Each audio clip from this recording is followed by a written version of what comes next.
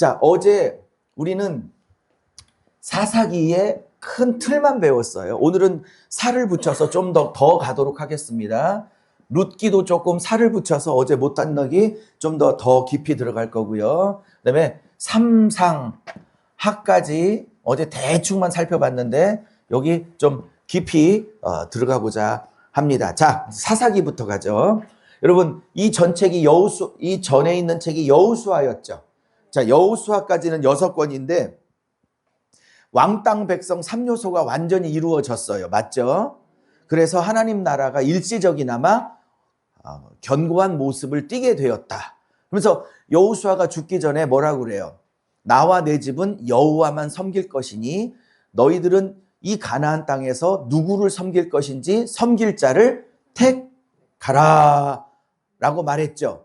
그랬더니 이스라엘 백성이 하나님과 세겜에서 언약을 맺어요. 내가 이 가나안 땅에서 여호와만 섬기겠다고 3번을 대답합니다.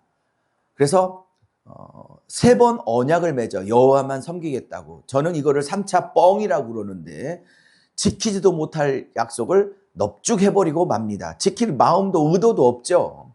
자, 이러고 여호수아가 죽었습니다. 그리고 하나님은 모세, 여호수아 그 다음 3번째 지도자를 세우지 않으셨어요.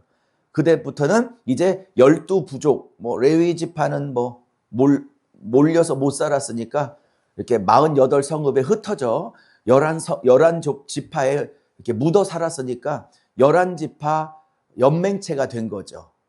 집단 지도체제가 된 거죠. 한 명의 리더가 없는 사회가, 국가가 돼버린 것입니다. 자, 여러분, 여호수아가 죽기 전에 가나안 땅을 정복하잖아요. 이게 가나안 땅이면 여호수아가 가나안 땅을 정복하잖아요. 자, 여쭤볼게요. 여호수아가 가나안 땅의 모든 족속을 싹 다 정복하고 죽었어요? 아니면 주력 세력 7족만 정복하고 잔존 세력은 나머지 너희들이 정복하라고 했어? 몇 번? 항상 답은 몇 번? 2번. 그러면 여호수아가 다 정복하지 않고 잔존 세력은, 그러니까 주력 세력만 정복하고 잔존 세력은 후손들에게 맡겼어요. 사사기의 후손 세력들이 이 잔손 세력들을 싸워서 가나안 땅 밖으로 내보내야 되는 거예요. 근데 여쭤볼게요. 이 후손들이 여호수아가 죽고 나자 이 가나안 땅의 잔존 세력들을 마저 싸워서 내보냈을까요? 아니면 그들을 종 삼고 친구 삼고 해서 타협해서 같이 살았을까요? 몇 번? 2번. 답은 항상 2번. 오늘 처음 오시나요? 그래요. 네, 잘 오셨어요. 근데 처음 왔는데 왜 이렇게 잘 알지? 다 맞추네. 자, 잔존 세력을. 여러분, 자, 좀 깊은 얘기를 해볼게요. 제가 어느 날, 요게 여호수아고 요게 사사기잖아요. 그죠? 주력 세력을 정복하는 건 여호수아. 나머지 잔존 세력을 내보내라 하는 건 사사기죠. 그죠? 제가 여호수아 사사기를 보면서, 예수님이 하신 일과 교회가 해야 될 일이 보이네? 이렇게 된 거예요. 그러면 예수님은 여호수아의 역할을 하셨어요. 예수님은 사단의 머리통을 깨트려서 사단의 핵심부를 다 파괴를 하셨어요. 예수님의 뭘로? 십자가와 부활 사건으로 사단의 주력 부대, 사단의 머리통을 깨트셨다고. 할렐루야.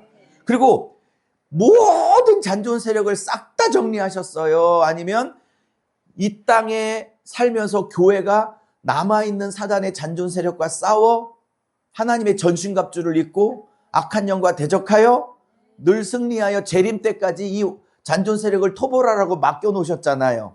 그러면 이게 뭐야? 여호수아는 예수님이 주력부대, 사단의 주력부대, 사단의 머리통을 깨뜨리신 사건이고, 그다음에 잔존 세력을 토벌해야 되는 사사기는 누구에게 맡겨진 사명이야? 예수님의 재림 때까지 교회가 악한 영과 싸워야 되는 교회 시대를 상징하는 거죠.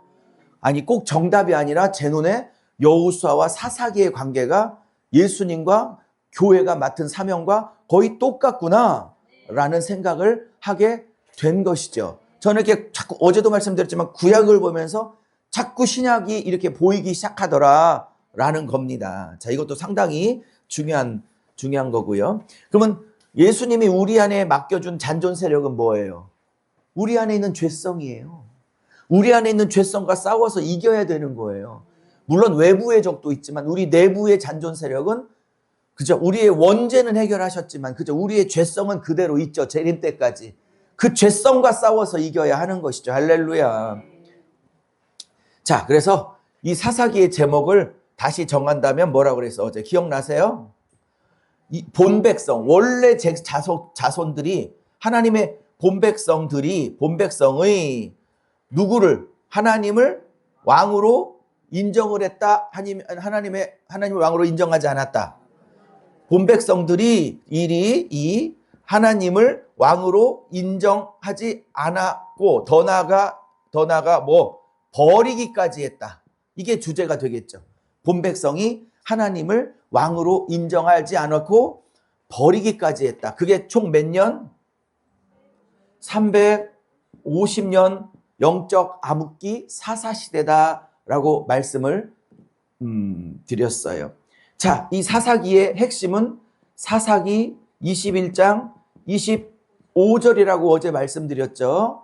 사사기는 누가 썼는지 모른다고 말씀을 드렸고 이 사사기 350년에 이스라엘 백성의 영적 상태를 한 문장으로 싹 깔끔하게 정리를 저자가 했는데 이렇게 정리했다고 그랬어요. 어제 저녁 때 이스라엘에 뭐가 없었으므로 왕이 없었으므로 그 다음에 자기 소견에 오른 대로 행함. 그러니까 내 맘대로 내 생각대로 행하겠다는 거죠. 기준이. 그러면 이 두 문장이 나왔는데 자 여쭤봅시다. 이스라엘의 왕이 계셔요? 안 계셔요? 계셔요. 육신으로는 없지만 신명기법으로 모세 오경을 통하여 다스리고 계시는 특별히 신명기로 다스리고 계시는 여호와가 계시죠. 근데 이스라엘 왕이 없다는 건 그 하나님을 인정하고 싶지 않다는 뜻이죠. 그리고 누구를 왕으로 세우겠다는 뜻이야? 내 자신을 왕으로 세우겠다는 뜻이죠. 그래서 우상 중에 진정한 우상은 바알이나 아세라나 이런 목각상이 아니에요. 예나 지금이나 구약 때나 신약 때나 진짜 하나님을 대적하는 우상은 어디에 있어? 내 안에 있어. 누가 진정한 우상이야? 나예요. 어제 제가 선배 목사님 그 귀신 축사할 때 얘기도 드렸죠. 너 왜 이렇게 안 나가? 너 나는 안 무섭니? 그럴 때 너가 왜 무서워? 그럼 내 안에 계신 예수님은 안 무섭니? 예수님도 무섭지. 그럼 왜 안 나가? 네 안에 예수님만 있는 게 아니라 네 안에 너도 너무 많잖아. 라고 귀신이 한 수 가르쳐 줬다고. 그거 싫어하거든요. 그 귀신은 참 영적인 귀신이야. 그 깊은 진리를 굉장한 은혜가 되잖아요. 결국 디모데후서 3장 1절도 뭐라고 그래? 디모데후서 3장 1절도 말세에 고통하는 때가 이르니 곧 사람들이 자기를 사랑하고 돈을 사랑하며 쭉 18개가 나와. 마지막이 쾌락 사랑하기를 하나님 사랑보다 더하며 이렇게 나와. 그 18가지의 말세의 증거 중에 1등 제일 1번이 뭐냐? 자기를 사랑하며. 결국 자기 사랑. 그러니까 결국 우상 중에 최고의 우상, 하나님을 대적하는 우상은 나 자신이다 라는 사실을 알 수 있어. 이 시대가 뭐다? 300? 그럼 이스라엘 백성은 지 소견대로 살아가야 돼. 모세율법, 특별히 신명기법을 근거하여 살아가야 돼. 그렇죠? 그럴 때 하나님이 왕이 되시는 거죠. 근데 다 지 맘대로 살았다는 거야. 자, 이거 불신자예요? 하나님을 아는 백성들이에요? 지금 불신자에게 하는 얘기야? 하나님 아는 백성들에게 하는 얘기야? 그럼 한국 교회는 지금 이게 한 3,500년 전 얘기인데 3,500년 전이나 3,500년 후인 지금 2025년이나 똑같지 않아요? 3,500년 전에 있는 사사기가 오늘 3,500년 지난 2025년에도 똑같이 적용되지 않냐 이거지. 제가 봤을 때 이 시대는 영적 사사시대다. 왕이신 하나님을 몰아내고 인정하고 싶지도 않고 성경은 1도 읽지도 않으면서 다 자기를 사랑하고 자기를 채우려고 자기의 꿈을 실현하려고 하나님마저 이용하고 예수마저 이용하고 하는 하나님이 목적되지 못하고 수단으로 전락되고 하나님이 왕이 되지 못하고 내 꿈을 이루는 종으로 전락된 시대가 바로 사사시대인데 오늘날과 다를 바가 하나도 없어. 그럼 오늘날도 영적 사사시대다. 건물로는 대단하고 제가 서초동에 있는 사땡땡 교회 오땡땡 목사님 교회를 가봤거든요. 이렇게 들어가진 않았고 이렇게 길을 자동차를 타고 가는데 입이 떡 벌어져. 얼마나 크게 지어놨는지. 그게 문제가 아니에요. 사이즈가 문제가 아니야. 어쨌든 이런 시대였어요. 자, 그럼 사사기 조금 더 살을 붙여봐요. 그러면 하나님이 이제 하나님의 일하심이 시작돼요. 물론 징계인데 하나님의 일하심이 어떻게 시작되느냐?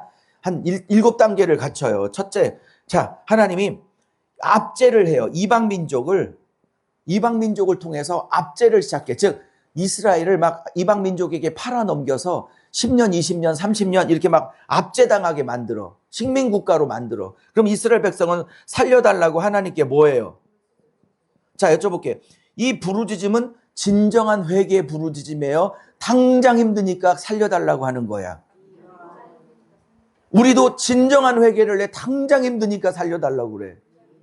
안 돼. 근데 우리 넉넉한 하나님, 이게 진짜 회개도 아닌 걸 알면서도 모른 척 또 구원자를 보내시죠. 3번. 그 사람이 구원자를 보내는데 이 사람들이 사사들이에요. 12명. 누구부터 시작해? 첫 사사 온니엘부터, 그다음에 왼손잡이 에훗, 그죠? 그다음에 막대기 하나로 블레셋 군대 600명을 죽인 삼손이라네. 갈. 그다음에 여자 사사 드보라. 그래서 쭉 해서 나중에 머리털 긴 삼손까지 12명이 나오죠. 이렇게 하나님이 구원자를 통해서, 이건 이제 사사들인데 이 사사들을 통해서 하나님이 어떻게 해요? 4번. 구원을 하셔요. 그러면 그 땅에 뭐가 와요? 예, 평안이 오죠. 그러면 이들이 어떻게 해요? 또 타락해요. 금방 타락해. 그러면 하나님이 어떻게 해요?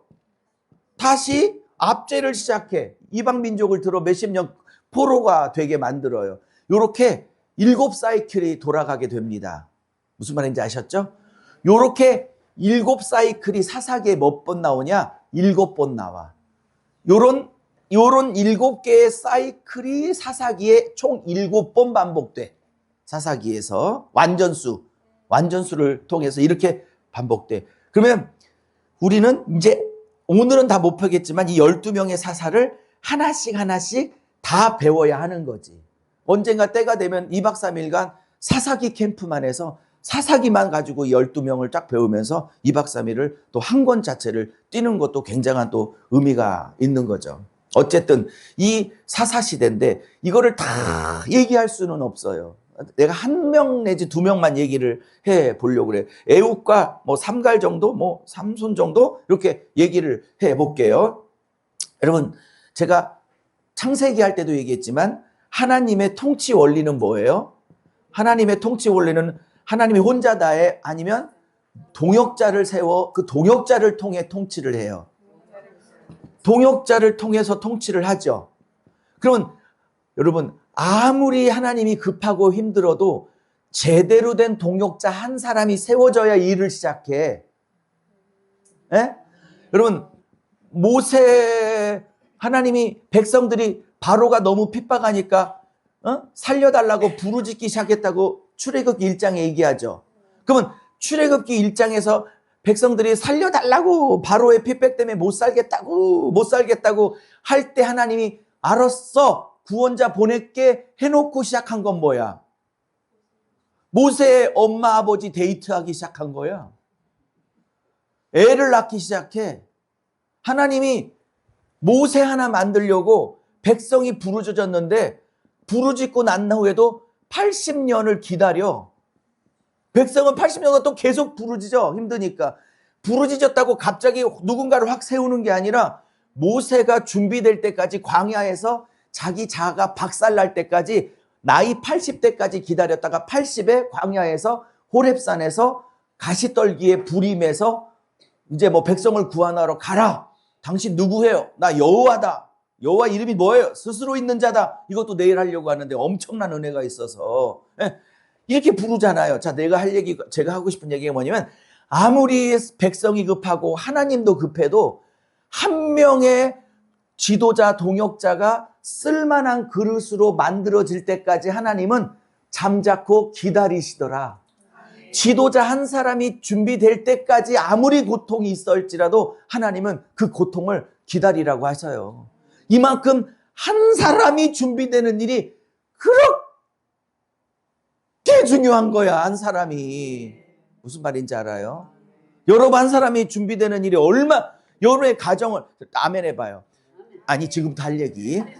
여러분의 가정이 회복되는 일이 얼마나 급해. 여러분의 자식이 회복돼야 돼, 안 돼야 돼? 남편 회복돼야 돼, 안 돼야 돼? 경제 회복돼야 돼, 안 돼야 돼?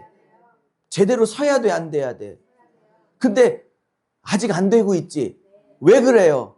한 사람이 서야 돼.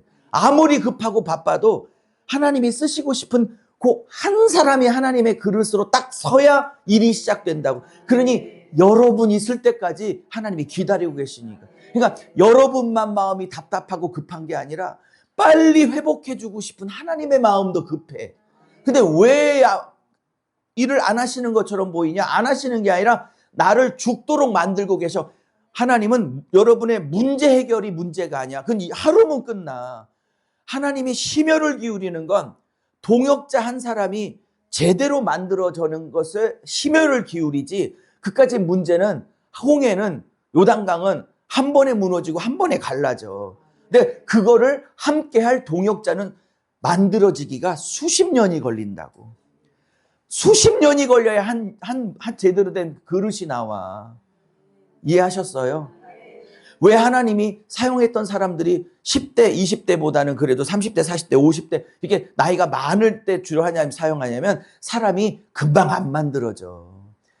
제가 목회를 해보니까 저도 40대 초반에 목사가 됐는데 저도 그렇고 지금도 이렇게 보면 20대까지는 목사가 없죠. 아직 날짜가. 30대는 돼야 목사가 탄생하는데 30대 목사님들 내가 겸손해야지. 아이, 겸손 못해. 나이가 겸손할 나이가 아니야. 30대 목사가 겸손했다 그러면 둘 중에 하나야. 진짜 십자가에 못 박는 혹독한 훈련이 있어서 특별하게 그랬다거나 아니면 정신 이상하거나 둘 중에 하나지. 30대 목사가 겸손하기는 불가능한 거야. 40대는요 더 불가능해. 50대 그것도 불가능해. 제가 봤을 때 저도 56이지만 제가 봤을 때 선배님들과 후배님들을 봤을 때 60은 넘어야 고개를 숙이더라 라는 생각이 들어. 목사가 60은 돼야 하나님이 쓸만한 그릇이 되겠다 싶어. 그럼 너는 몇 살이야? 56이라니까요. 전 56이라고. 그러니까 아직도 모르는 거지. 아직도 모르는 거죠. 자, 그만. 하나님이 한 사람 만드는 일에 전부를 거신다. 이분만 만들어지면 나머지는 일사천리니까. 그러니까 문제 해결이 문제가 아니라 나 하나 만들어지는 게 문제야. 그 일은 일사천리로 해결하셔. 나 하나가 준비되면. 그러니까 80년 기다리잖아. 모세 하나. 모세 40에 뭐라고 그랬어요? 광야에 나가서. 나 써주세요 그랬죠. 나 왕자예요. 나 권력도 있어요. 나 거느리는 병사도 있어요. 내 백성 구원할 수 있어요. 나 써주세요. 나갔잖아. 근데 결국 애국 병사 쳐서 죽이는 것밖에 도망갔잖아요. 하나님이 이때는 아니야. 80에 쓸 거야. 이러시죠. 왜 이 40대 왜 안 써? 젊고 힘있고 군사력 있고 행정력 있고 왕자일 때 이때 왜 안 썼어? 나는 너의 육신의 힘을 쓰지 않겠다는 거야. 너 나이 80에 돼서 군사도 하나도 없고 육신의 힘도 하나도 없고 권력도 하나도 없고 뭐 아는 사람도 하나도 없고 너 그냥 늙어 빠진 병든 너 육체, 너 아무것도 없을 때 내가 떨기나무에 불을 부어서 그 떨기는 모세를 상징하고 위에서 임한 불은 성령의 능력을 의미하는 거거든요. 내가 내 능력으로 하겠지 네 능력으로 내 백성 구원하지 않을 거야. 40에서 내가 너를 썼으면 네가 그러겠지. 하나님의 능력도 좀 있었지만 내 능력도 좀 보탰다고. 나 그 소리 듣기 싫어서 네 능력이 다 빠지고 너의 무슨 뭐 군사력, 정치력, 왕자로서의 특권 이 모든 것이 아무것도 없고 내가 너를 쓴다고 할 때 너가 빈털터리일 때 네가 뭐 보태줄 능력이 하나도 없을 때 그래서 오직 나의 능력으로만 할 수 있을 때 그래서 영광을 너에게 뺏기지 않고 그 영광을 나만 받을 때 나는 너를 쓸만한 적기라고 생각한다고. 어떤 분이 저를 만나서 그래요. 유 목사님 2년만 나를 일찍 만나주지. 그래서 왜 그래서 권사님 했더니 나 그때 강남에서 매체에 있었고 1억 헌금하는 거 전 목사님한테 일도 아닐 때가 있었어. 그래서 언제 2년 전인데 2년 만에 뭐를 잘못해가지고 투자를 잘못해서 건물이 싹 날라가지고 월세 살고 있대. 뭐하러 그런 얘기를 나한테 해? 몰랐으면 몰랐을까? 알으니까 얼마나 아까워. 근데 신기한 게 꼭 그런 분이 나한테 와. 다 망해가지고. 그러면서 하는 얘기가 1년 전에만, 2년 전에만 유목사 만났어도 크게 도울 수 있었을 텐데 하나님이 그래요. 난 네 힘으로 안 하겠다는 거야. 나는 내 힘으로 하겠다는 거야. 그래서 우리 교회는 꼭 망한 사람만 그렇게 그러면 이 원리로 따지면 이 사람들은 하나님이 이 외국의 압제로부터 민족을 구원할 만한 대단한 사람이었기 때문에 불렀을까요? 첫날부터 오늘까지 말했던 것처럼 부족하고 연약하고 어쩌면 쓰시기에는 참 거시기하다 싶은 사람들만 불렀을까요? 2번이야, 2번. 성경의 관점이. 그 얘기를 하는 이유는 어떻게 저런 사람도 쓰시네라는 관점이 있기 때문에 그러면 내게도 소망이 있겠구나. 나 같은 자도 썼겠구나. 저런 사람도 썼으니 나에게도 기회를 주세요라는 근거가 되는 거지. 예를 하나 들게요. 두 사람 들게요. 에훗이 있습니다. 에훗. 왼손잡이 에훗 아시죠? 네. 그래서 이 왼손잡이가 그 죽였던 왕의 이름이 뭐죠? 모압 왕 에글론을 죽였죠. 저처럼 이렇게 배가 많이 나와가지고 칼로 찍어 죽었는데 워낙 기름기가 많아갖고 그 칼에 그 사람의 지방이 기름이 막 엉겨 붙었다라고 말했던 그 사람 에글론을 죽인 사람이 에훗이에요. 자, 무슨 얘기냐면 성경에서 이분을 왼손잡이라고 그래. 그는 왼손잡이였더라 이렇게 말해요. 기억나시죠? 이분이 왼손잡이라는 말은 한 번은 들어보셨죠? 자, 그런데 보여. 성경의 히브리 원문에는 왼손잡이란 말이 없어. 한글 성경만 왼손잡이란 말이 있지. 그러면 히브리 원문에는 왼손잡이란 말이 없고 원래 성경 원문에는 뭐라고 하냐면 이 에훗은 오른손에 장애가 있었더라 이렇게 표현해. 오른손을 못 썼더라. 오른손에 장애가 있는 분 이렇게 얘기해. 이게 성경의 원문이야. 그럼 잘 봐요. 왼손잡이란 말이 있는데도 그 단어를 안 쓰고 오른손을 못 쓰고 오른손에 장애가 있었다라고 성경 저자가 썼으면 번역을 의역해가지고 왼손잡이라고 할 문제야. 원래 의도대로 오른손에 장애가 있어 오른손을 못 쓰는 분이었더라 이렇게 번역하는 게 맞아. 몇 번? 네, 의도가 있으니까 저렇게 썼을 거 아니야 저자가. 그거를 번역하는 사람이 지 생각 넣어가지고 왼손잡이네 그러면 이렇게 번역할 문제는 아니라고.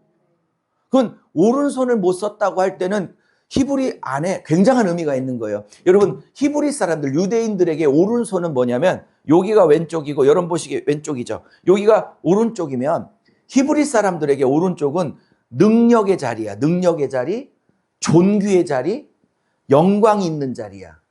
능력의 자리, 존귀의 자리, 영광의 자리가 오른쪽이고 이 왼쪽은 능력이 없는 자리, 존귀하지도 않는 자리, 영광도 없는 자리가 왼쪽이야. 히브리 문화에. 근거가 어디 있어요? 근거 댈게요.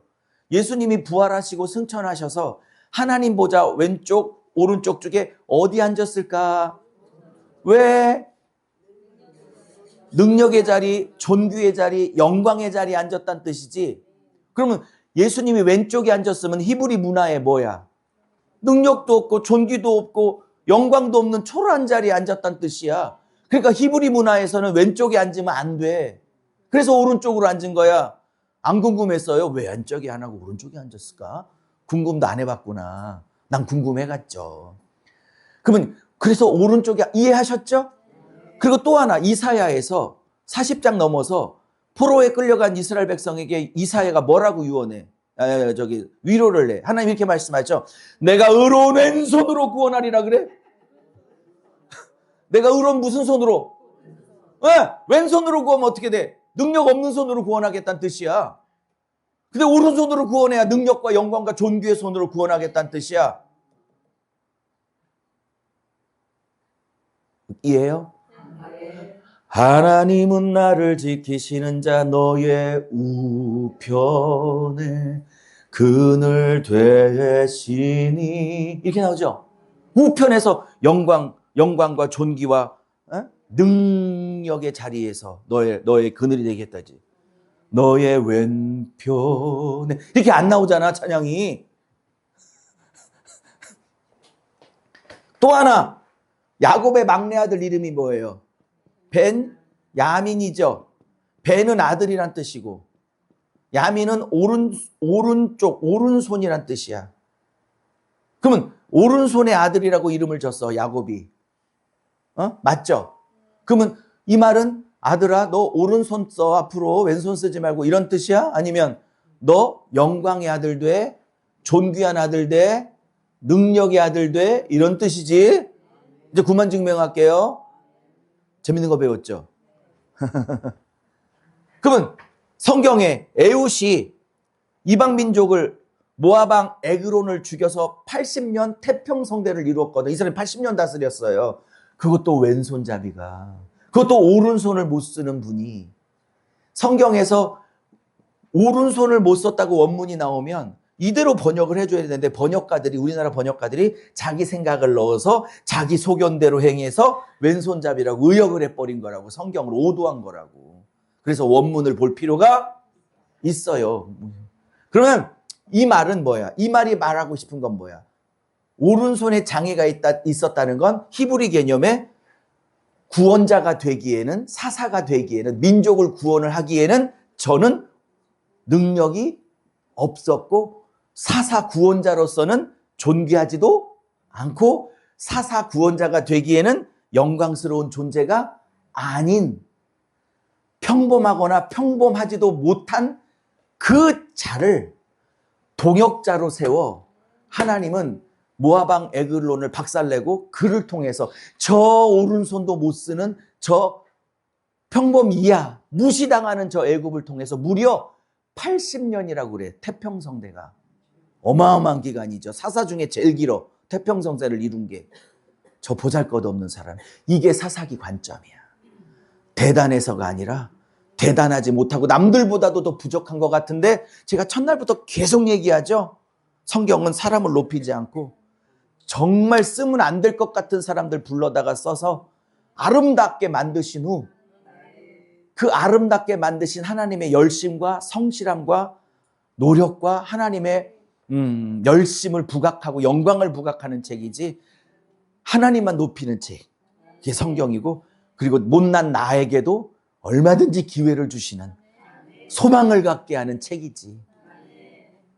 저렇게 대단하니까 나는 약호가 죽어서 못 쓰임 받을 거야 라고 주눅들게 하는 책이 성경이 아니다. 믿으시죠? 그렇게 성경을 다 뒤집어서 다시 봐야 되는 거예요. 그러면 삼갈은요? 설교할 때 삼갈 설교할 때가 제일 힘들어. 왠지 아세요? 삼갈은 아낫의 아들로서 소모는 막대기로 블레셋 군대 600명을 죽였더라. 끝! 한 절 나와. 이걸 갖고 삼갈을 40분을 설교를 해야 돼요. 어느 날. 왜 한 사람씩 한 주씩 설교하니까. 한 절 가지고 뭔 설교를 40분을 끌어. 고민 많이 되는 부분이죠. 목사님들이. 여러분 이 삼갈 한 줄밖에 안 나오는데 그도 몇 년을 통치를 했대. 삼갈도. 그리고 성경에 뭐냐면 안악의 자손 삼갈도 이렇게 나와. 삼갈도 이렇게. 이 사람 이런 보잘것없는 사람도 쓰셨다 이렇게 나와. 삼갈도 이렇게. 핵심은 뭐냐? 소모는 막대기가 핵심이야. 이걸로 블레셋 군대 몇 명을 죽였대? 600명을 죽였대. 블레셋 군대 600명을 죽였대. 상대는 블레셋 군대라고 그래. 여기는 소모는 막대기래. 자, 그럼 여기서 이 두 마디만 풀면 이 설교가 나오는 거죠. 그러면 그가 600명을 죽인 도구는 뭐예요? 소모는 막대기. 이 말은 뭐예요? 그는 전문적인 군사훈련을 받은 군인이다, 아니다? 그는 목동이다, 농사짓는 농부다. 혹은 목동이다, 농사짓는 농부다. 군대 훈련을 받은 자가 아니다. 민간인이다. 라는 걸 의미하는 거죠. 근데 600명의 군인을 죽였대. 그럼 상대는요? 평범한 사람이야? 전문적인 군인이야? 군인이죠. 저 게임이 돼, 안 돼? 근데 하나님이 하셨대. 하나님 손에 붙잡히면 하나님이 손에 하셨대. 상대방은 총칼 들고 있는데 여기는 막대기 들고 있어. 그런데도 600명을 능히 이겼대. 혼자 1대 600으로.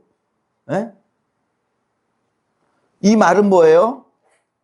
그는 600명을 이길 수 있는 전문적 군사 실력이 없었음에도 불구하고, 목동임에도 불구하고 하나님이 들었으니 전문적인 군사들도 능히 이겼더라는 메시지를 가져.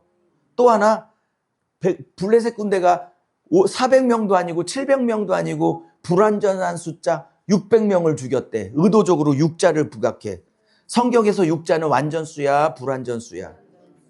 666이니라 계시록에. 부족하다는 뜻이죠. 6은 부족하다는 뜻이죠. 600명을 죽였대. 그 말은 뭐예요? 블레셋 군대가 아무리 강력해도 하나님 손에 붙잡힌 누구?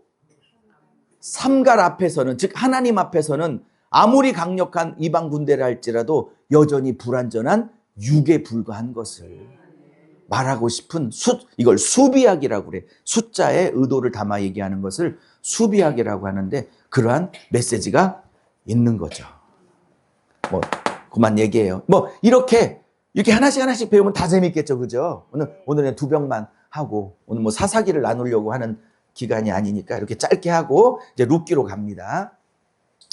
자, 이렇게 사사기가 끝났어요. 그런데 여러분, 이렇게 12명의 사사가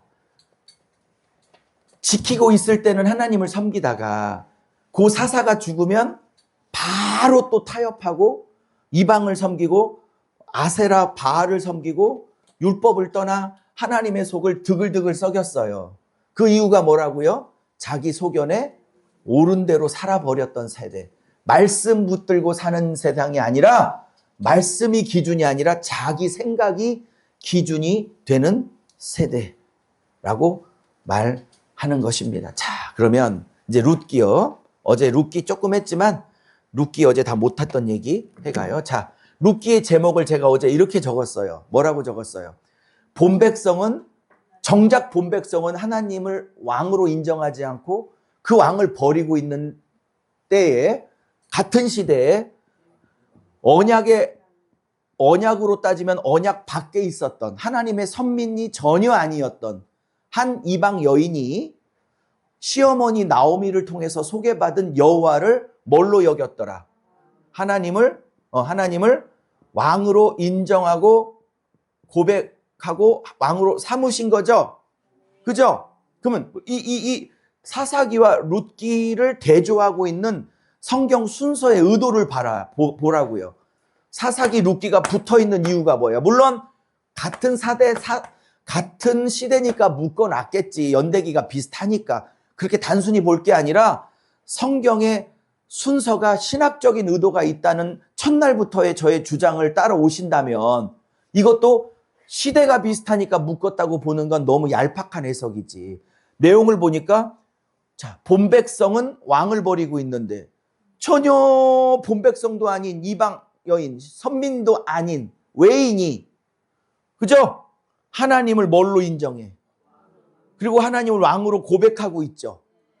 그러면 어제도 말했지만 룻이 어머니를 쫓아온 이유가 효도 차원이 아니라고 그랬어요. 그런 면도 있지만 그가 쫓아오기 전에 뭐라고 그랬어요? 어머니의 하나님이 곧, 그러면서 신앙 고백으로 왔죠. 그러면 이 룻기와 사사기를 묶으면 한마디로 정리가 될 수 있을 거라고 그랬어요. 뭐라고 그랬어요? 제가 어제.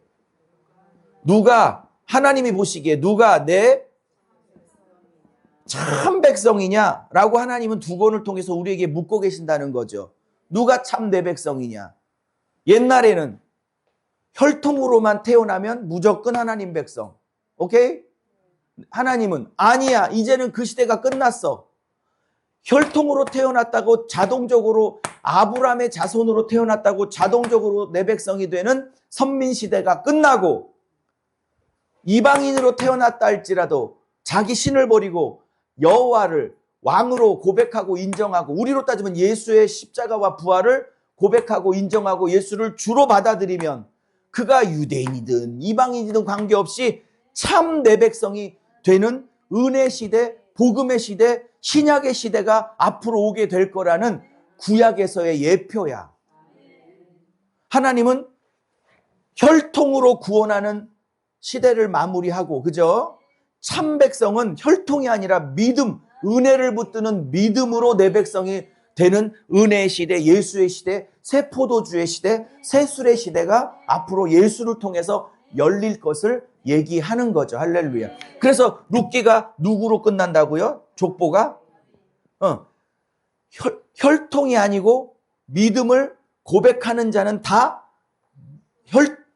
혈통에 관계없이 참 하나님의 자녀가 되는 시대를 누구를 통해서 열어갈 거야? 이 책의 제일 마지막에 나오는 다윗을 통해서 열어갈 거야. 그럼 다윗은 다윗을 말하는 거야? 다윗으로 오실 예수를 얘기하는 거야? 왜 예수님이 다윗으로 오신다고 그랬어요? 에스겔서 34장에 내가 이 땅에 한 목자를 보내리니 그 목자는 곧 다윗이니라 그렇게 말해. 그러면 예수님이 다윗의 자손으로 오신다고 그랬죠. 근데 에스겔서는 다윗의 자손이란 말도 빼버려. 그냥 다윗으로 올 거래, 다윗으로. 그러니까 다윗 그러면 메시아, 메시아 그러면 다윗이야. 히브리 개념에. 무슨 말인지 아시죠? 그러면 계속 다윗을 부각하는 건 다윗으로 오실 예수를 통해 참 백성이 생겨지게 될 것. 즉 예수 십자가와 부활을 고백하는 백성들은 유대인이든 이방인이든 참 내 자녀가 되는 예수의 시대, 예수 메시아 시대가 올 것을 미리 구약에서 예고하고 있다라는 거죠. 자, 이제 룻기 갑니다. 자, 룻기. 자, 그러면 자, 이제 룻기를 조금 설명해요. 자, 룻기 1장은요. 이건 썼다가 지울게요. 룻기 1장은 죽음장이라고 얘기할 수 있어요. 자, 죽음장. 자, 여러분 어디에 살고 있었어요? 나오미가 베들레헴에 살고 있었어요. 여러분 베들레헴이 뜻이 뭔지 아시죠? 베이틀레헴 뜻이 뭐예요? 떡집이에요. 떡집. 근데 떡집에 지금 떡이 떨어졌어. 이게 말이 돼? 떡집이란 이름을 갖고 있는 베들레헴에 떡이 없어. 그러니까 예수님이 나중에 어디로 태어나셔요? 베들레헴에 태어나시죠. 떡집에 떡이 없으니까 생명의 떡이신 예수님이 그 떡 비어있는 이 베들레헴으로 오셔서 떡을 채우시는 거라고 신약시대 때. 달리 베들레헴으로 오는 게 아니에요. 자, 어쨌든 그래서 기근이 왔어요. 그러니까 남편인 누구? 멜렉과 그 부인인 누구? 나오미가 아들이 둘이 있었는데 하나는 기럯이고 또 하나는 말년. 뭐 순서는 바뀔 수도 있겠어요. 뭐 기럯과 말년이라는 두 아들이 있었어요. 자, 나오미가 이 세 남자를 이끌고 어디로 가요? 여기 가나안 땅을 벗어나 요단강을 건너 하나님이 안 기뻐하는 모압 땅, 이방 땅, 이방신을 섬기고 있는 하나님이 안 기뻐하는 약속의 땅 아닌 땅으로 가죠. 뭐 때문에? 기근으로. 여러분 여쭤볼게요. 아무리 약속의 땅에 기근이 있다 할지라도 홀랑 모압 땅으로 가야 돼. 버티고 버텨야 돼. 약속이 있는 땅은 하나님이 책임져. 지금 기근이 있을지라도 버티고 버티다 보면 하나님이 떡을 주실 때가 와. 근데 가 홀랑 하나님이 안 기뻐하는 모압 땅으로 옮겨갈 문제가 아니야. 그러니까 내 목회가 조금 힘들고 어렵고 해도 하나님이 내가 기뻐하는 곳이다 그러면 버티고 버티다 보면 어느 날 쨍하고 했던 날 돌아온단다. 에? 송대관 씨 죽었지만 그런 날이 오는데 그 날을 못 견디고 홀랑 옮겨간다고 될 문제가 아니에요. 그래서 여기서 누구 죽어요? 엘리멜렉 죽죠. 큰아들 죽죠. 말론 죽죠. 그리고 과부가 여기 위에 오르바라는 과부가 있었으니까 첫째 며느리 오르바, 둘째 며느리 나오미, 그리고 자기. 이거 됐어. 룻. 첫째 며느리, 둘째 며느리, 시어머니, 과부가 지금 쌍과부야, 새 쌍과부야. 자, 이게 일장이야. 죽음장이야. 그죠? 근데 한 10년쯤 있는 것 같은데요. 이렇게 있다가 돌아올 생각을 해요, 나오미가. 이게 잘한 거죠. 여러분, 징계를 받았더라도 깨달으면 돼. 그래서 돌아가야겠다라고 생각한 게 나오미의 한 수야, 신의 한 수. 하나님이 징계를 받을 때도 아, 돌아가야지. 하나님께 돌아가면 살 수 있지라고 하는 게 은혜야. 그러니까 나오미가 잠시 실수했을지라도 은혜가 있는 분인 게 뭐냐면 돌아올 마음을 가졌기 때문에. 그래서 뭐라 그래요? 둘 다 새 출발해라. 너들 젊으니까 이 모압 땅에서 좋은 남자 만나 새 출발해. 그랬더니 오르바는 막 울어. 그러면서 새 출발해. 뭐하러 울어 얘는? 너무 좋아서 울었나 몰라. 새 출발하라니까. 룻도 막 울어. 그렇지만 룻은 새 출발하지 않고 어머니를 모시고 베들레헴으로 다시 복귀하죠. 복귀할 때 효도의 차원도 없지 않아 있었을 것 같아. 저 노인네 나래도 모셔야지. 분명히 있었을 거야, 그 마음도. 그렇지만 그거보다 더 큰 건 뭐냐? 하나님이, 어머니 하나님이 나의 하나님이라는 신앙 고백이 훨씬 더 중요했다고. 돌아오는 동기가 하나님 때문에 돌아온 거고 플러스 효도의 차원도 좀 있었을 거예요. 제가 룻기 보면서 저도 아들 둘 있는데 룻과 같은 며느리 달라고 막 기도했었어. 물론 과부는 아니고 심성만. 우리 고1인데요. 이제 고1인데 혹시 좋은 정말 주 안에서 멋지게 아름답게 보배처럼 키워놓은 좋은 처자 있으면 나중에 한 10년 후에 꼭 연락 주세요. 나랑 사돈 맺게. 됐어요. 자, 그러면서 돌아옵니다. 근데 돌아오는데 잘 봐요. 제가 몇 절까지 기억은 안 나는데 1장 끝절에서 몇 절인지 찾아봐 주세요. 1장 끝절에서 이렇게 말해. 나오미가 돌아올 때 보리, 추수, 그러니까 마침이란 말을 써서 마침, 보리, 추수, 시기였더라. 시작. 아니 몇 절? 22절. 22절. 자, 요게 1장의 끝일 거려. 그죠? 자, 이렇게 자세하게 하면 안 되는데 그냥 한 김에 해볼게요. 저는 이걸 보면서 큰 은혜를 발견해요. 봐요. 이대로 살면 안 되지. 남편 죽고 아들 둘 죽였으니 이거 하나님의 징계구나. 늦더라도 며느리들 다 거부하면 나 혼자라도 약속의 땅으로 돌아가야지 라고 회개를 했어. 그리고 돌아왔어. 근데 큰 며느리가 따라 붙어줬어. 고맙게. 그리고 내가 죽든지 살든지 여호와의 약속이 있는 땅, 하나님이 기뻐하신 땅 가서 죽든지 살든지 해야지 라고 돌아왔어. 결단하고 돌아왔어. 그랬더니 성경이 뭐래? 나오미가 돌아올 때 보리 추수가 막 시작됐대. 이게 뭘 얘기하는 거야? 내가 회개하고 결단하고 돌아오기로 행동을 옮기자 하나님이 살 수 있는 그 다음을 준비하고 계시더라는 거야. 내가 결단하고 하나님께 돌아오기로 발걸음을 떼자 그 다음을 준비하신다고. 저는 설교 제목 잡을 때 가끔 이런 제목을 꽤 자주 잡아요. 그 다음을 준비하시는 하나님. 내가 결단하면 살 길을 이미 준비하고 계셨어. 내가 하나님 편에 서기를 원하면 그 다음을 준비하고 계셨다고. 하나님이 내게 돌아왔니? 이제부터 준비할게가 아니야. 이미 돌아오기로 마음을 먹으면 이미 살 길이 준비되고 있어. 그 다음을 준비하신 하나님이야. 저는 그 다음을 준비하신 하나님을 믿습니다. 그 다음은 우리는 모르지만 하나님 이미 준비됐어. 그 다음을 믿으세요. 그 다음을 준비하신 하나님. 그리고 2장이야.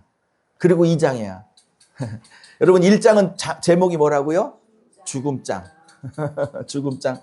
근데 이 죽음을 재밌는 거 보세요. 4장까지인데 이 죽음장이 나중에 여차저차해서 4장에 보아스하고 룻이 결혼하잖아요. 그래서 4장에는 1장은 죽었다 3번 나오거든요. 근데 4장은 룻과 보아스가 이렇게 결혼을 하잖아요. 그래서 룻과 보아스가 누구나? 오벳? 그 다음에 오벳이 누구 나요? 이세 나요. 그 다음에 룻의 증손자인 다윗이 나요. 이렇게 나와요. 그러면 지금 여기서는 하나님을 떠나니까 죽죠. 근데 4장에서는 하나님께 돌아와 예수를 상징하는 보아스를 만나니까, 여러분 보아스는 이제 설명하겠지만 예수를 상징하고, 룻은 저와 여러분 신부를 상징해. 그러니까 예수라는 신랑을 만난 신부들에게는, 그죠? 뭐가 있어? 낳고 낳는 생명의 역사가 있어. 그래서 4장은 생명장이라고 그래, 학자들이. 그러면 이 죽음으로 시작됐던 이 룻기가 밝은 생명으로 바뀌는데, 누가 중간에 2장과 3장에 이 나오미와 룻의 운명을 바꾸는 누가 개입하고 있어? 예수를 상징하는 보아스가 이 죽음장을 바꿔서, 그죠?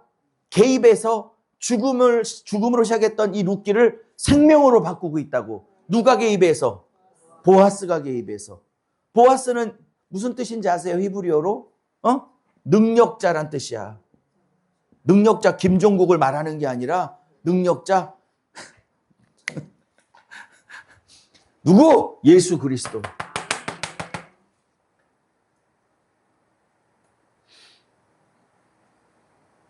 우리 신랑이신 예수님은 능력자세요. 쥐뿔도 없는 과부 룻을 완전히 회복시킬 수 있는 능력자시라고. 이 보아스와 룻이 연애를 하기 시작해요. 그래서 4장에 결혼식 합니다. 그래서 2장, 3장은 연애장이에요, 연애장. 그래서 4장은 결혼장, 생명장 이렇게 되는 거예요.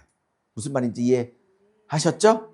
죽음장에서 생명장으로 바뀌어서, 그것은 우리의 삶에 보아스, 예수가 결합하셔서 죽을 수밖에 없는 우리들을 생명으로 옮겨오신 것을 구조가 말하고 있는 것이라고요. 자, 다 말할 수는 없고 이 능력자란 이름을 갖고 있는 보아스 밭에 들어갔어. 왜?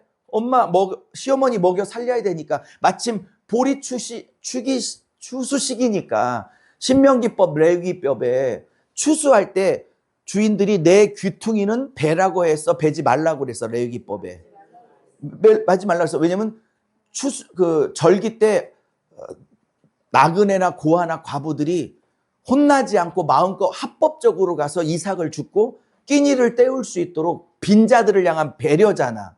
추수 때는 내 귀퉁이에 무조건 남겨도록 됐다고.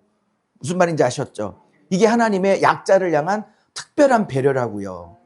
그러니까 이게 보리 추수 시기였으니까 롯도 당연히 합법적으로 가서 귀퉁이에 이삭을 주술 수 있었던 거 아니에요. 이해하셨죠? 그래서 베들레헴에 갔는데 마침 2장 3절 우연히, 그 많은 밭 중에 우연히 누구 밭에 들어갔대? 나중에 남편이 될 우연히 보아스 밭에 들어갔대. 여쭤볼게요. 이 베들레헴의 밭 중에 보아스 밭밖에 없었을까? 유석영 밭도 있었을까? 유석영 밭도 있었겠지. 이재명 밭도 있었고 김문수 밭도 있었겠죠. 아픈 기억 또 끄대네. 다른 예화 들 걸. 어쨌든 여러 남자의 밭이 있었는데 가다 보니까 누구 밭에 들어갔어? 왜 하필? 그게 우연이야? 예수 만난 게 우연이야? 친구 따라왔든 내가 혼자 갔든 외로워서 교회를 찾아갔든 아니면 엄마가 예수 믿는 엄마라 강제로 어렸을 때부터 교회를 다닐 수밖에 없었든, 우리 집안 같으면 불교 섬기고 무당 섬겼던 우리 집안이 큰 누나 한 분의 교회 다니기 시작해서부터 큰 누나를 통해서 동생들이 싹 다 다니기 시작했던 어떤 루트로 같은 간에 우연이야. 그게 필연이라니까. 많은 밭 중에 해필이면 왜 보아스 밭겠어. 유석영 밭도 있고 다른 사람 밭도 있는데 꼭 보아스 밭에 우연히 들어갔대. 이게 우연이냐고. 우연을 가장한 하나님의 섭리와 필연이 작동한 거지. 하나님은 우연히 만나게 한 것 같은데 필연이에요. 여러분, 우연을 가장한 하나님의 필연이 있다고. 하나님께서 만나게 하시는 사람들을, 만나게 하시는 사건들을 잘 보고 있어요. 하나님 뭘 일하시려고 저분을 만나게 하셨나? 유목사를 2, 3일 만나게 하신 이유가 뭘까? 잘 한번 보시라고. 그래서 근데 보아스가 딱 들어오는데 룻을 보는 순간 이미 소문을 듣고 있었잖아. 모함 여인이 자기 신을 버리고 여호와 신을 선택해서 그것도 늙으신 어머니 모시러 국적을 버리고 왔다는 좋은 호감이 있었어. 근데 와보니까 얼굴도 이쁘네. 뭐 그런 말은 없지만 얼굴도 이쁘네. 그리고 너무 성실해. 그래서 보아스가 자기 밭에 오자마자 룻을 찾아. 내가 소문에 듣던 여인께 뭐하고 있냐 이렇게 물었더니 2장 봐요. 당신 밭에 온 이후로 단 한 번도 물 마시는 일 빼놓고는 단 한 번도 요령 없이 그렇게 열심히 일을 하고 있네요. 이렇게 말해. 그랬더니 평소에 호감이 있는데 성실한 걸 보고 호감이 더 생겨. 그러면서 로아스를 직접 불러요. 이렇게 아니 저기 누구죠? 룻을 직접 불러. 룻을 직접 부르고 난 다음에 몇 가지 얘기를 해요. 제가 성경책에 없어 다 기억이 안 나는데 몇 가지를 얘기하는데 이렇게 얘기해. 다른 밭에 가지 말래. 여러분 왜 다른 밭에 가지 말라고 그래? 뺏길까 봐. 지금 벌써 뿅 갔어. 예수님이 저와 여러분에게 이미 마음이 뺏긴 거야. 지금 저 남녀의 사랑 얘기지만 예수와 신부인 여러분 얘기거든요. 주님이 뭐래? 이렇게 은혜의 울타리, 예수님의 울타리, 은혜의 울타리 밖으로 넘어가지 말래. 다른 밭에 가지 말래. 이 은혜의 울타리 안에 있으래. 목요일까지는 설화산에 이후에 딴 데 가면 안 되는 거야. 설화산 기도원 외에 딴 데 가면 안 되는 거라고. 다른 밭에 가지 말래. 그러면서 뭐래? 두 번째, 내가 명하여 소년들이 너를 건들지 못하게 이미 조치를 취했대. 왜? 마누라 삼으려고 이미 벌써 눈독이 들었어. 뿅 가가지고. 이미 나는 보아스를 2장부터 보면서요. 어쩌다가 4장에 결혼을 한 게 아니고 2장에 보아스가 룻을 대하여 하는 말이나 조치를 보면 이미 마음에 있고 뺏겼고 아내 삼고 싶어서 본인이 슬슬 작업을 하고 그래서 보아스도 거룩한 작업을 하고 있다. 이런 생각이 들게 돼요. 그러면서 내가 소년들에게, 남자들에게 말해서 너 건들면 가만 안 둬? 이렇게 내 여자야 이렇게 했단 말이야. 이걸 예수로 따지면 다른 밭에 가지 말라는 건 뭐야? 예수의 울타리 안에 있으란 뜻이고 너를 건들지 말라겠다는 건 요한일서 악한 영이 너를 만지지도 못하리라. 하나님이 악한 영으로부터 악의 세력으로부터 너를 지키겠다 하신다는 거죠. 그러면서 또 하나 재밌는 건 뭐냐면 3번. 요거는 룻에게 한 얘기가 아니라 하인들에게 한 얘기인데 이렇게 얘기해. 이삭을 룻이 가는 발걸음마다 미리미리 흙 뿌려놔라 그래.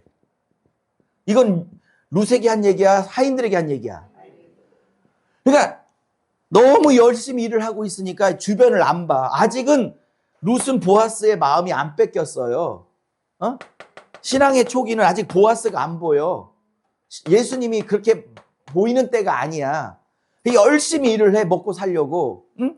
그러니까 그때 재밌는 건 너무 마음에 드니까 뭐라고 시켰냐면 저 여인이 요렇게 발음이 좀 그러네. 저 여인이 나 분명히 저 여인이라고 그랬어요. 말을 세게 하다 그렇지. 저 여인이 떼면 미리 뿌려놔. 그래서 자꾸 일어나면 또 있는 거야. 옆에서 죽고 그러니까 이 하인은 딴짓하면 안 돼. 한 걸음 한 걸음 미리미리 뿌려 넣어주는 일만 해야 돼. 그게 천사야. 여러분의 천사가 미리 한 걸음 한 걸음 이삭을 뿌려놓고 있어. 저 예수님의 저기를 받아서 명령을 받아서. 그래서 줍고 하면 또 있어. 미리 뿌려놓으니까 소년들이. 여러분 이 일이 모든 여자에게 그랬을까요? 룻에게만 있었을까요? 그러면 이 밭에 룻만 있었겠어? 다른 여인은 없었겠어? 근데 다른 여인들이 시기가 날까 안 날까? 나지. 예수님의 눈에 들면 그래. 이렇게 재밌죠? 예수님의 눈에 들면 이런 특별한 은혜가 있어. 그 다음을 미리미리 준비시키시는 은혜. 한 걸음 한 걸음 인도하시는 은혜. 한 걸음 한 걸음 내 앞에 뿌려주시는 이삭의 은혜를 먹고 자는 거야. 근데 재밌는 건 한 걸음 한 걸음 뿌리라고 했지 미리 100걸음 미리 뿌려놓으라고 안 했어.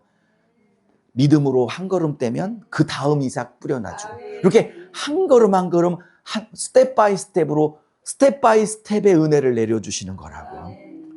100걸음채를 한꺼번에 뿌려주는 게 아니라 우리는 100걸음 한꺼번에 뿌려줬으면 좋겠지. 안 그래. 한 걸음 한 걸음 그 앞에만 뿌려준다고. 나를 의지하고 한 걸음 한 걸음 떼라고.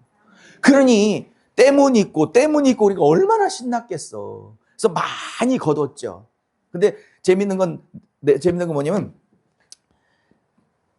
이미 마음에 있으니까 다른 여자는 안 부르는데 식탁에 룻만 초대를 해. 그래서 룻을 옆에다 두고 많이 먹여. 근데 재밌는 건 성경이 뭐라고 하냐면 배부르게 먹이다가 배불렀더라고 표현해. 2장에. 우리 예수님 그게 물질이든 말씀이든 치유의 능력이든 사람을 붙이는 거든 뭐 자식이 회복되는 거든 뭐든 마음에 드시고 이제 도와줘야겠다라고 우리 예수님이 결단하시면 모든 게 풍족해. 배부르게 하신다고. 찔찔 주는 분이 아니야. 그동안의 훈련 때문에 맡고 계신 거지 이제는 그릇이 돼서 이걸 줘도 타락하지 않겠다라고 판단이 되면 은사도 찔끔찔끔 안 줘. 그냥 한 번에 여시고 물질도 한 번에 여시고 부흥도 한 번에 여시고 결혼 못하고 계신 분들 남자도 한 트럭으로만 갖다 줘. 그래서 골라갈 수 있도록. 그러면서 뭐라고 그래? 배부르게 재밌죠, 룻기.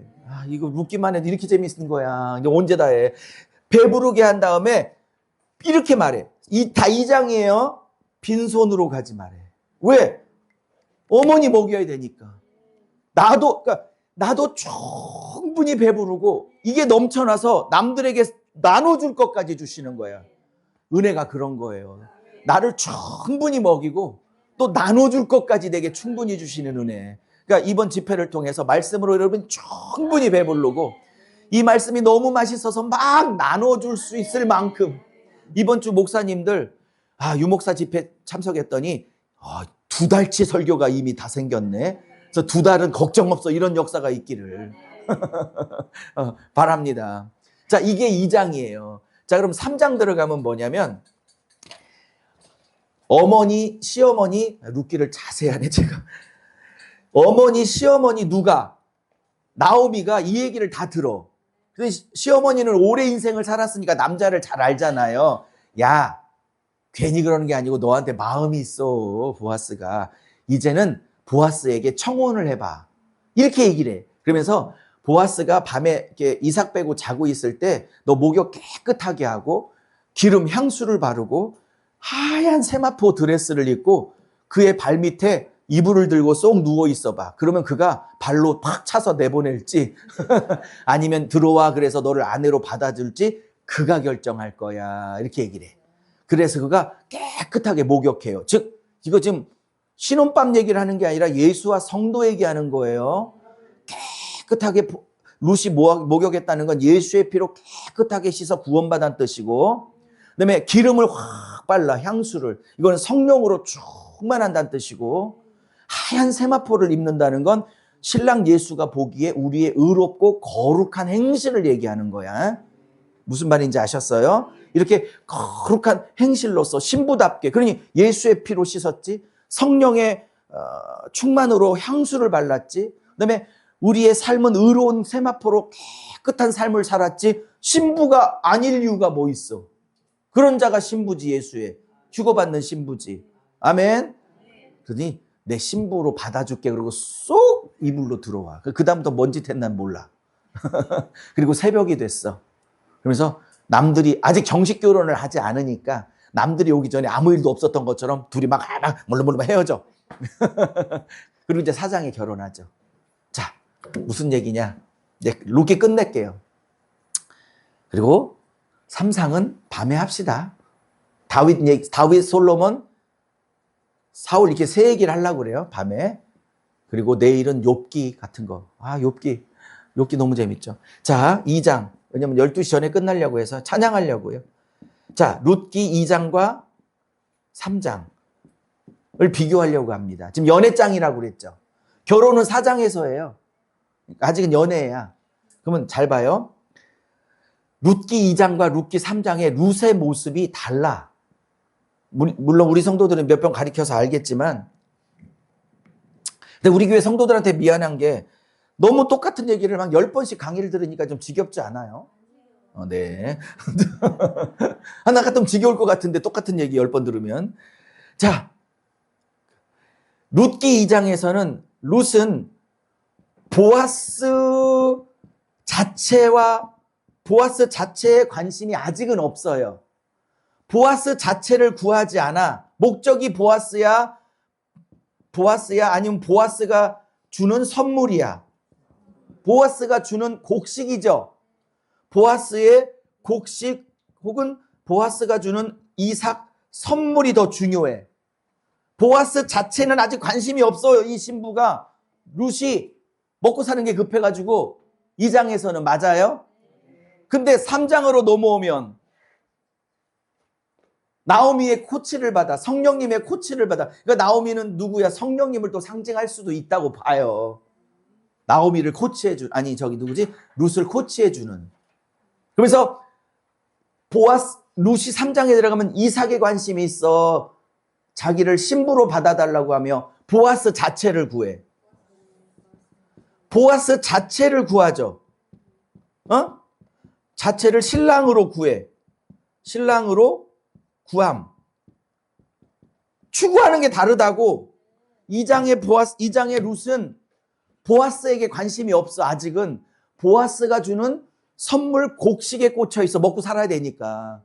보아스 자체가 좋은 때가 아니야. 근데 3장의 룻은 곡식에 관심이 없어. 누구 자체를 구하고 있어?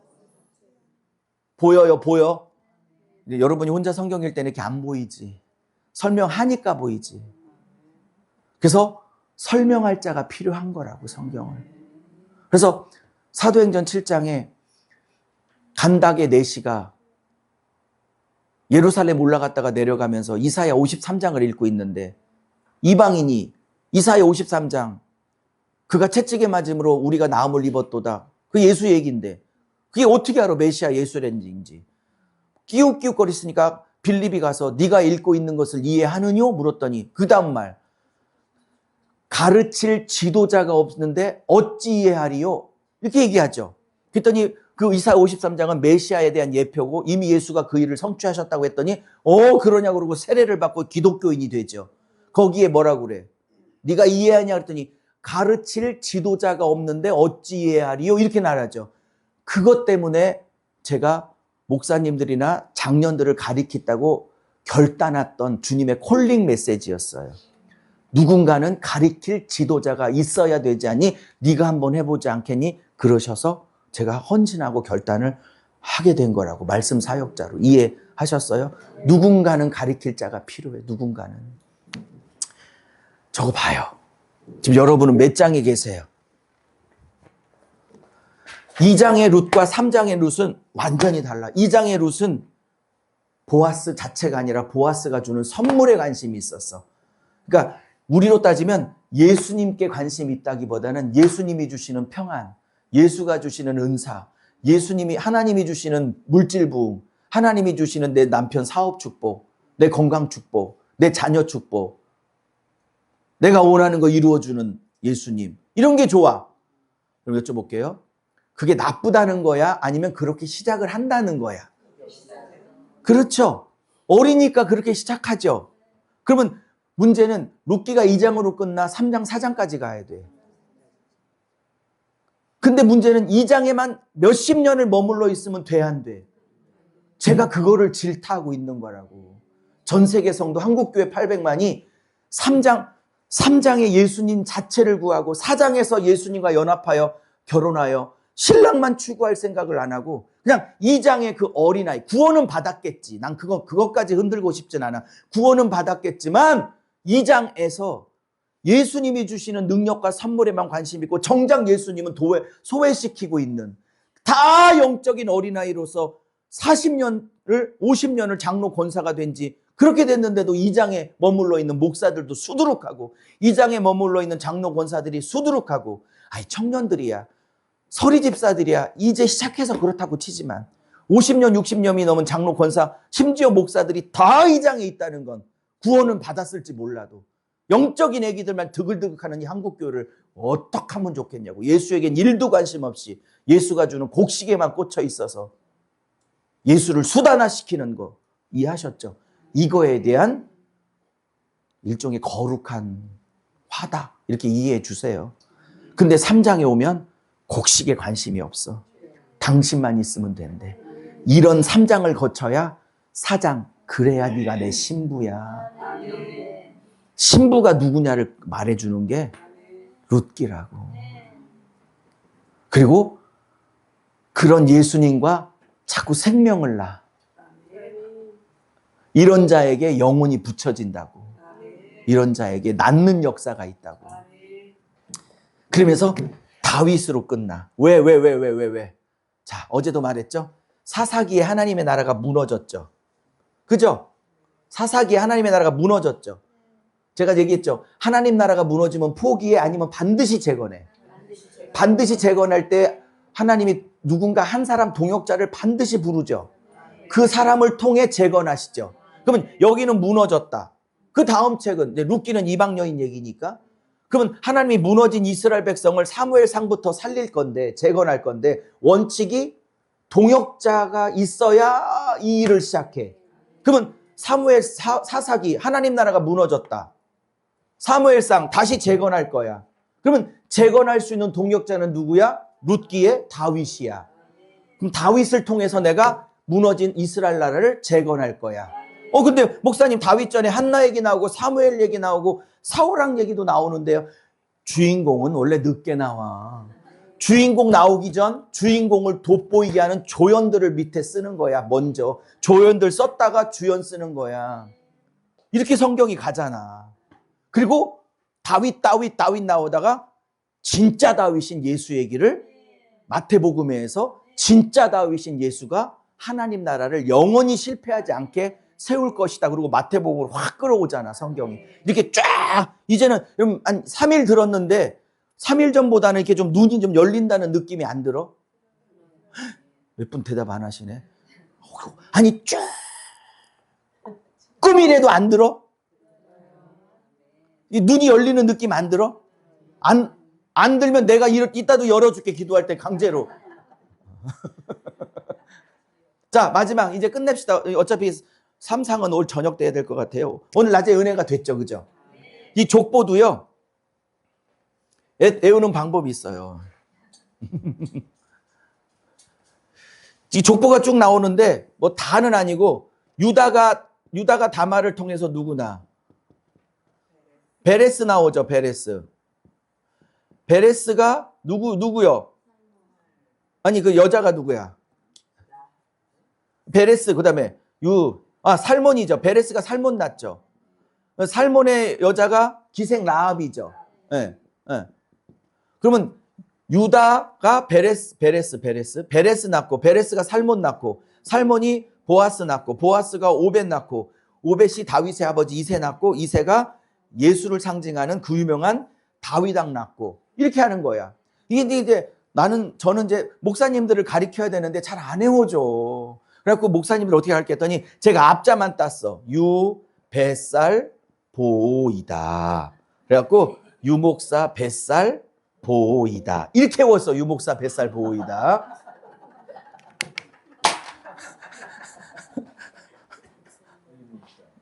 그럼 딱 떨어져. 유뱃살, 보이다. 그럼 딱 떨어지잖아. 룻기가. 반주해 주세요. 우리 한 5분간만 기도해요. 오늘 룻기 배웠는데 뭐 다른 거 다 잊어버려도 괜찮아요. 하나, 주님, 2장의 룻이 보아스보다는 당장 먹고 살기에 필요한 곡식과 보아스의 선물을 구했습니다. 그렇게 시작하지요. 신앙이 그렇게 시작하지요. 그러나 그의 신앙이 깊어지자 더 이상 보아스가 주는 곡식과 이삭에 관심을 갖지 않고 그것을 추구하지 않고 이제는 더 나아가 보아스 자체를 구하고 추구하는 것을 우리가 보게 됩니다. 우리도 신앙을 처음에 시작할 때 룻처럼 하나님이 주시는 선물, 물질, 건강, 축복, 사업 축복, 부흥, 은사, 물질 이런 것들을 구하며 시작을 하지만 물론 우리에게 육을 갖고 있기에 그것이 필요하지만 그것이 우리가 추구하는 1번이 되지 않게 하시고 우리가 추구하는 그 우선순위 1번이 예수님 그 자체가 되는 좋은 거룩한 신부들 되게 하여 주시옵소서. 그럴 때 주님이 이 모든 것, 그 곡식과 이삭도 더하여 주실 줄로 믿습니다. 그의 나라와 그의 의를 먼저 구하면 무엇을 입을까, 먹을까, 쓸까 염려하지 말라. 내가 다 더하여 주리라. 우리가 룻기 2장에 머물지 않고 3장으로 4장으로 자꾸 변화받고 성숙해서 주님과 깊이 연합하는 신부들 다 되게 하여 주옵소서. 우리 2, 3분간만 주여 한번 부르짖고 기도하고 마쳐요. 기도합니다. 주여.